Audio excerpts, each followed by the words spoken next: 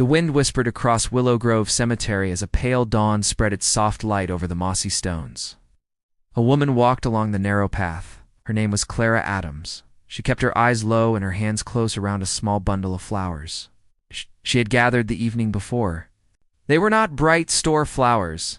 They were wild flowers she picked near a park fence, petals a little bruised yet still brave enough to face the morning. Her coat was thin, even though the air felt sharp against the skin. The cuffs were frayed from too many winters, and her shoes had lost their shine years ago. Yet she moved with quiet care, as if every step toward that one grave was a promise she had to keep. Clara's work as a seamstress left her tired most days. Her fingers often ached from long hours sewing clothes for other people. Her rent was late more often than she'd like to admit, and sometimes her dinner was only bread and tea. But every Sunday morning, she woke before sunrise, tied her scarf, and came here. It was not duty that led her steps, but gratitude. At the far edge of the cemetery stood the stone she always visited. It was simple yet graceful, the name Lila Hart carved into it. The letters had softened with time, brushed by rain and wind. Clara knelt before it and placed her small bouquet where the grass met the marble. She traced the carved name with her trembling fingers and smiled. "Good morning, Lila," she whispered, though no one was near to hear her voice. Clara had never met the woman who lay beneath this stone, yet Lila Hart had once changed her life. Years ago, when Clara's mother had fallen ill, bills had piled up fast. There had been no savings, no family nearby to help. One cold evening, when all hope seemed gone, a woman visited their small apartment. She wore a gentle smile and said she was from a charity fund. She paid for the medicine and the hospital stay without asking for thanks or a name to be remembered. Clara had not forgotten the kindness of that night. After her mother's passing, she found a letter among the hospital papers. It carried Lila's signature. That name, later carved on the grave she now visited, had lived in Clara's heart ever since. Sometimes she stood there without speaking, letting memories wash over her. She imagined Lila smiling kindly as she had years ago, though perhaps in truth, their meeting had lasted only minutes. To Clara, those minutes had meant life. And so she promised herself she would bring flowers as long as she could walk the distance to this place. Around her, the cemetery was still. A few sparrows hopped between the stones. The old caretaker's broom made a faint rasping sound at the far end of the lane. Some graves had fresh bouquets, others had forgotten ones where petals had turned brown. But only Lila's grave had two tiny vases placed side by side. Clara used one each week for her wildflowers, always arranging them neatly, stems trimmed, colors balanced. People in the nearby village had seen her many times but never spoke to her about it.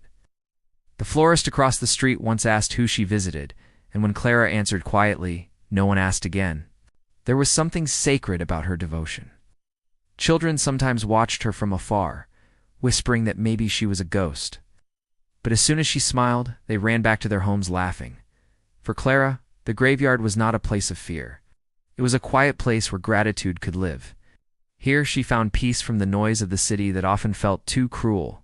She would sit for a while on the low stone bench and tell small stories from her week. She would talk about a repair she managed at the tailor's shop, or a friendly neighbor who shared vegetables with her. She spoke softly, as if telling everything to a dear friend. When the wind picked up, Clara wrapped her coat tighter around her. Her hands were cold, but her eyes stayed calm. She thought about how even the smallest acts of kindness could echo across years. Lila may have forgotten her face that day, yet the help she gave still shaped Clara's heart long after.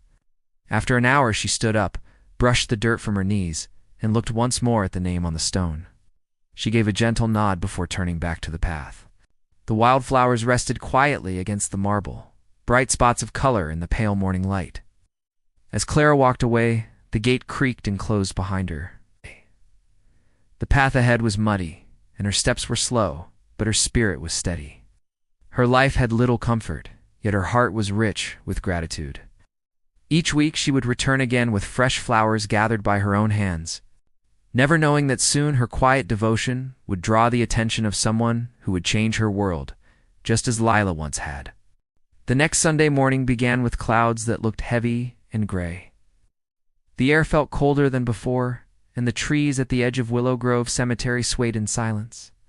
Clara Adams held her small bundle of flowers close to her chest as she walked down the familiar path. This time she had chosen white daisies. Her short stems were tied together with a piece of thin ribbon she had found in her sewing box. She always made sure the flowers looked neat, even if they were simple. As she reached the grave, she noticed something different. There were roses already placed there, fresh and expensive, their color deep red and their scent strong. Clara froze for a moment. No one had ever brought flowers here except her. She looked around but saw no one. The cemetery was quiet except for the faint sound of leaves moving in the wind. Feeling uneasy, she knelt down and placed her daisies on the other side of the stone so they would not touch the roses. She whispered a small prayer as she always did.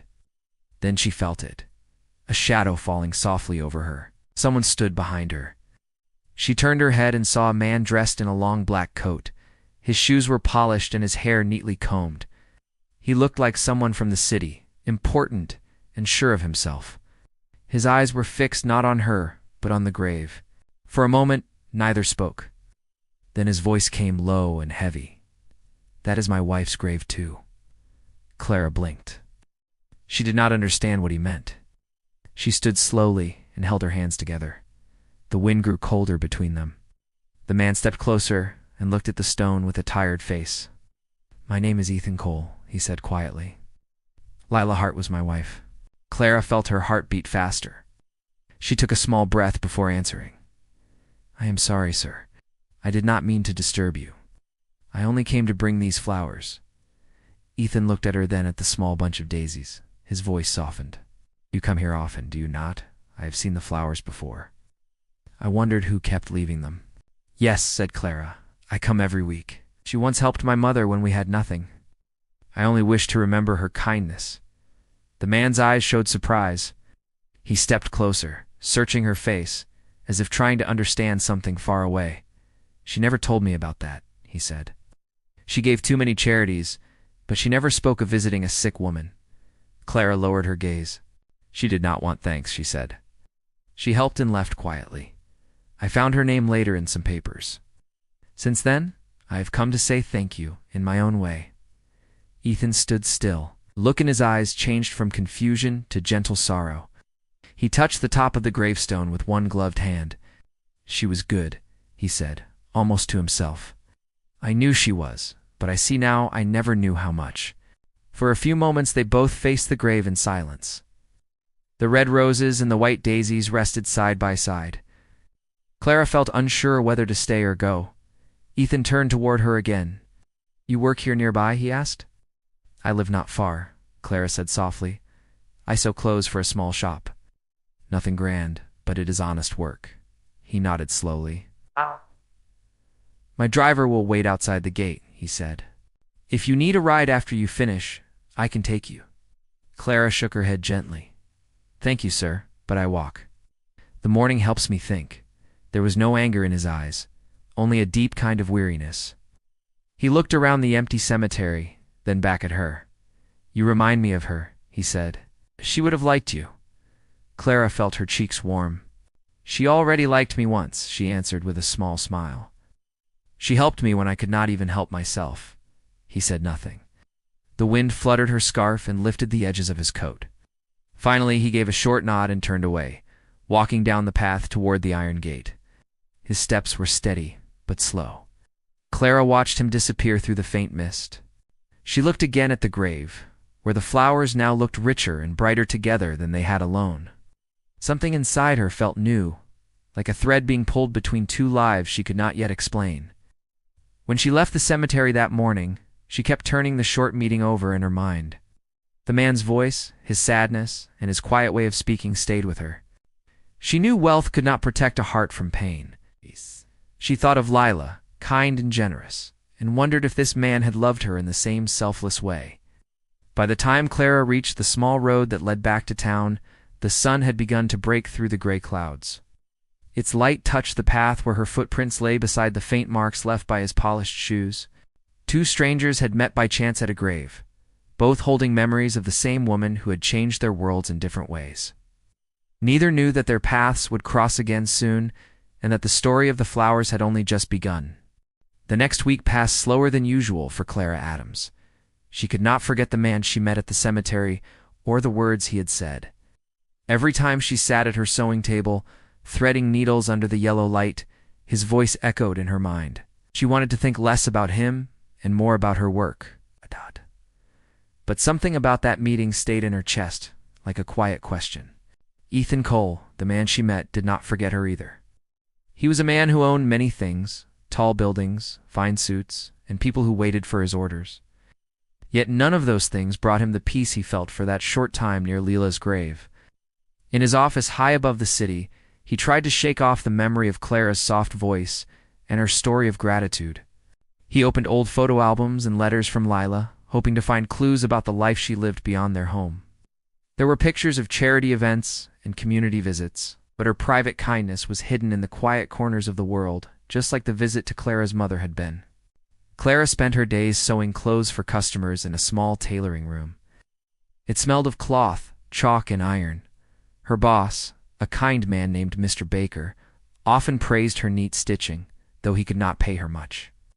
She worked with patience, but her mind often drifted to the woman and the man linked by that grave. On Sunday, the sky was clear when she walked again to Willow Grove Cemetery. She carried pink carnations this time. As she reached the familiar grave, she saw the same man standing there again, dressed in a dark gray coat.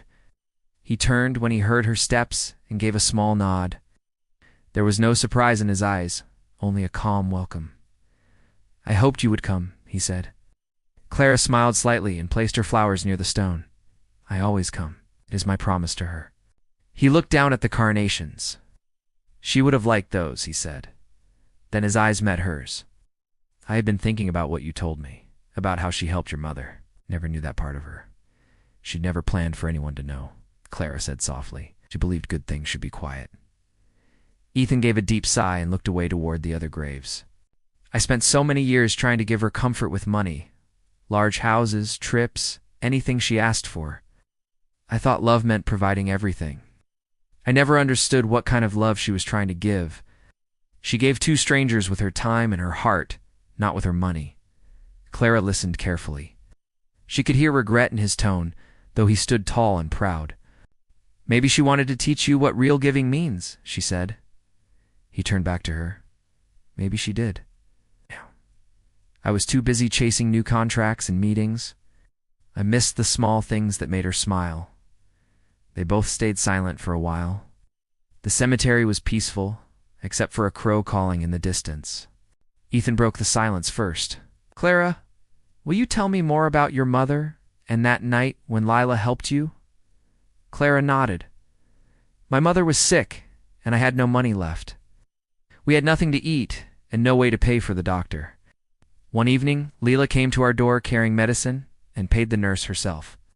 I asked her name, but she only smiled and said she was a friend. I found her note days later. She had left it under my mother's pillow." Ethan's face softened with each word. "That was just like her," he said. "She used to say kindness should never wait for tomorrow. I think she felt happiest when she helped someone no one else would notice." They walked together to the edge of the path. Clara told him how she had kept coming each week, how she saved money from small repair jobs to buy flowers. Ethan listened with great attention. He had spent half his life surrounded by people who spoke only about business and profit. But Clara's simple words carried more truth than all their numbers. Before they parted, Ethan said, "If you do not mind, may I join you next Sunday? I would like to bring flowers too. Maybe we could tell our stories together." Clara hesitated for a moment, then nodded. "Yes, you can. She would be happy to see peace between us." He smiled faintly. "Thank you, Clara. I think meeting you was no accident." When Clara left the cemetery, she glanced back once. Ethan was still standing by the grave, silent and thoughtful. The morning light caught the edge of the stone, making the carved name shine softly. Clara walked home with a quiet warmth inside her chest. She did not yet know where this strange connection would lead, but she sensed that something gentle and deep had begun to grow between them. That night, as she mended a torn jacket, she remembered Ethan's words. She thought of Leila again, imagining her smiling somewhere above them. Life had taken much from Clara, but it had given her one priceless gift. a story that kept unfolding in the most unexpected way. Sunday came again, and the morning air was fresh with the scent of grass. Clara Adams woke before sunrise and looked through her small window. The sky was turning pale gold, and the streets were still quiet. She wrapped her old scarf around her neck and packed the bouquet she had prepared the night before. This week she chose yellow tulips, bright and gentle. They looked cheerful in her hands, and she hoped they would bring the same feeling to the grave. As she walked down the stone path of Willow Grove Cemetery, her heart beat a little faster. She wondered if Ethan Cole would come as he promised. She told herself it did not matter, but her steps still quickened when she saw a tall figure already standing beside the grave. He turned when he heard her shoes on the gravel and smiled. "Good morning, Clara," he said. His voice sounded calmer than it had before. "Good morning," she replied, returning the smile. "You came early. I wanted to," he said. "I could not sleep much last night. This place has become the only quiet part of my week." They both stood near the grave for a moment before placing their flowers side by side. Ethan had brought white lilies again, clean and graceful. The yellow of Clara's tulips glowed next to them. The grave looked brighter than usual, as if touched by sunlight. Ethan glanced at her hands, rough from sewing, small and strong. "You work very hard, I think," he said. Clara gave a short laugh. "Hard work is not heavy if it gives comfort. I do what I can."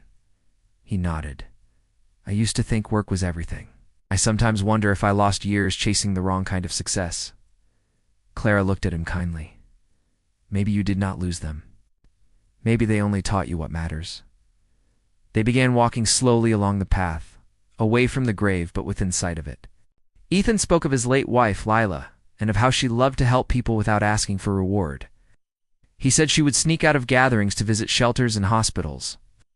Clara listened closely, imagining the woman she had once met under simple light, not as a rich lady but as a gentle helper. For the first time, Ethan felt he was not talking to impress anyone. He was speaking truth, and Clara's quiet eyes held no judgment. She shared small pieces of her simple life in return. She told him about the tailor shop, the children who passed by each day pressing their faces to the window, and how she sometimes sewed little dolls with leftover cloth to give them smiles. Ethan smiled at that picture and said, "I think Lila would have liked your dolls." They reached a bench under an old oak tree. Ethan brushed off the dust and asked her to sit. The branches swayed softly above them, spreading light and shade across the ground. For a moment they said nothing, just looked at the rows of graves stretching out before them. After a while, Ethan spoke again. When I first met you here, I thought it was strange. "I did not expect another person to care about Lila's grave, but now I think she brought us here for a reason. I want to understand her more, the parts of her heart I never saw," Clara answered warmly. "Sometimes we only see people fully when they are gone, but you are learning her kindness now. It means she still teaches through those she touched." He looked thoughtful. "Maybe she does. And maybe meeting you was part of her lesson to me." Clara felt her face grow warm, but she kept her eyes on the ground. "I am only a seamstress," she said. "But you have kept her memory alive when I almost forgot how," he said. "That is no small thing." They sat there until the sun grew stronger in the sky. When they finally rose, Ethan turned to her and said, "Would you come for tea one afternoon? I want to hear more about what she did for your mother. I would like to help others the way she did." "Maybe we can work together." Clara hesitated, but then nodded. "Maybe we can." Lila wanted kindness to move forward, not stay behind a grave. They walked back together through the gates, and for the first time in many months, Clara did not feel shy beside someone so powerful. Ethan did not act like a rich man now. He acted like someone searching for peace. That evening, when Clara reached her small apartment, she placed her empty basket on the table and looked out the window. She thought of the day, of the walk, and the words they had shared, and something inside her felt lighter. Far across the city, Ethan sat alone in his wide living room, staring at a picture of Lila and whispering a quiet thank you for guiding him to that humble woman with wildflowers in her hands. Somewhere between their two worlds, a new bond had begun to form, gentle and real, born from sorrow, but growing into understanding. The next week brought soft rain and gray skies over the city. Clara Adams worked at her sewing table, listening to the drops tapping against the small window. Her fingers moved quickly through the fabric, hemming a dress for a regular customer, but her mind wandered to the promise Ethan Cole had made. He had asked her to meet for tea, and she wondered if he truly meant it. A man like him lived in a different world, a world of wealth and glass towers, where people wore suits and spoke with confidence. She was only a seamstress with calloused hands. Still, somewhere inside her heart, she hoped he would keep his word. On Saturday afternoon, when the rain had quieted, a letter came to her door. It was written in simple, neat handwriting and signed with Ethan's name. He asked her to meet him the next day at a small tea shop near the park after visiting Lila's grave. Clara folded the letter slowly and felt a mix of nervousness and curiosity. She chose her cleanest dress that evening, pressing out every wrinkle until the fabric looked almost new. Sunday morning, she carried a small bunch of forget-me-nots in her hand and walked again toward Willow Grove Cemetery.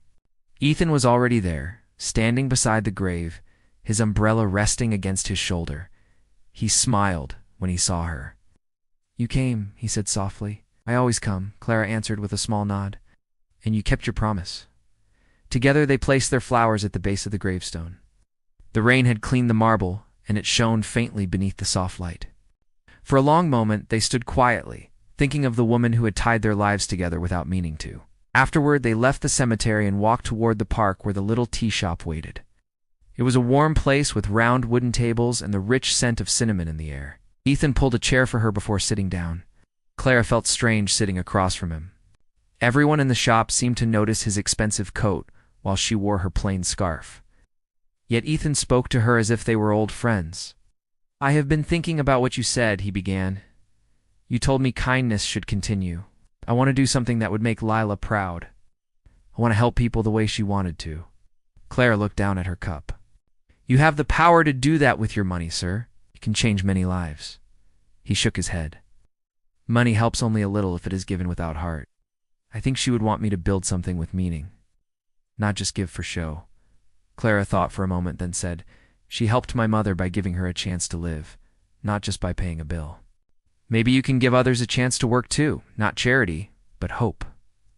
Ethan looked at her with interest. "What do you mean?" "I mean a small sewing place," Clara said shyly. "There are women like me who can sew but have no job or place to work. They can earn their food instead of asking for it. That is what she would want, I think." Ethan smiled slowly. "A sewing place for women. That sounds real and simple. I like that idea." They talked for a long time, planning in small steps. Ethan asked her to help him understand what tools would be needed, how many workers might join, how to find space. Clara spoke carefully but with growing excitement. She knew how hard life was for women without skills or support. This could be something true, something kind. By the time they finished their tea, the sun had come out again. Ethan paid the bill, but gently refused to let her thank him. "You gave me the idea," he said. "This will be our work, not mine." They walked part of the way together. Children ran past them in the park, chasing a bright blue ball. Clara smiled as she watched them. Ethan noticed and said quietly, "You smile like Leela did when she saw children." Clara's heart tightened a little. "She had a good soul," she said. "She still lives in what we do." When they reached the corner where their paths would part, Ethan took her hand lightly, a gesture filled with both gratitude and respect. "Clara, thank you for reminding me what love means," he said. She felt warmth rise in her chest. "I did nothing. Lila did it all," she replied. After he left, Clara stood there for a while watching the streetlights flicker on. What began as small bouquets on a lonely grave was turning into a chance for something lasting, something that carried the same kindness that once saved her. That night, she could not sleep early. She sat by her window listening to the quiet city, letting hope fill her small room. Ethan Cole, a man from a life so far from hers, had taken her words to heart. Perhaps kindness truly had the power to cross every distance, binding to lives by the memory of one gentle woman who believed that love and giving could never die.